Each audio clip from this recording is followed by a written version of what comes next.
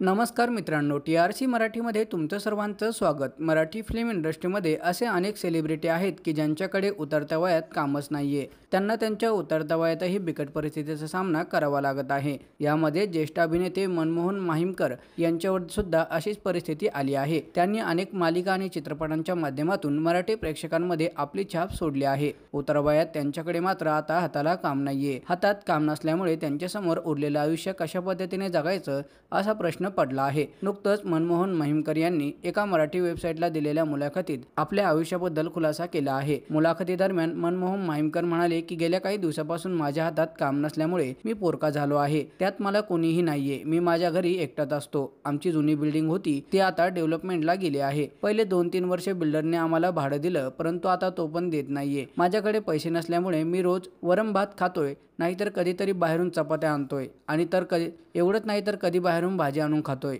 माझ्याकडे खाण्यापिण्यासाठी सुद्धा पैसे नाहीत। मी माझ्या इच्छा मारतो। पैसे नसल्यामुळे मी काहीतरी साधे जेवतो, कधी दही भात लोणचं खातो, तर कधी फक्त भात खाऊनच जगतो। दरम्यान आपल्या मुलाखतीदरम्यान मनमोहन यांनी माझ्या आयुष्यात कोणी राहिले नाही। या वयामध्ये माझ्यासोबत वय जास्त असल्यामुळे कोणीही येत नाही। एवढंच नाही तर माझ्यासोबतचे माझे मित्र कलाकार देखील मला बघायला तयार नाहीये। माझा मोठा भाऊ तो 69 मध्ये लग्न करून निघून गेला। त्यानंतर 50-55 वर्षांमध्ये कधीही माझ्याकडे आलेला नाही आणि रेशन कार्ड वगैरे सगळे घेऊन गेला आहे। आता त्याला माहिती पडलं आमच्याकडे डेव्हलपमेंट होतंय तर माझ्याकडे आला आणि मला जागा विकायला लावत आहे। मला बोलला, तू एकतर आश्रमात जा आणि तिकडे राहा, जागेची वाटणी कर। एवढं असताना मी त्याला सांगितले की का, मी मेल्यावरती तुला जागा मिळणारच आहे। तेव्हा तो काय म्हणतो, मी काय तुझ्या मरणाची वाट पाहू का? एवढंच नाही तर ते सर्व एकत्रित मिळून मला मारताहेत, माझ्यावरती अन्याय करत आहे, अशी आपबीती या ज्येष्ठ अभिनेत्याने सांगितले आहे। त्यामुळे मनोरंजन विश्वातून संताप व्यक्त करण्यात येत असून या अभिनेत्याला मदत करण्याचं आवाहन देखील करण्यात येत आहे।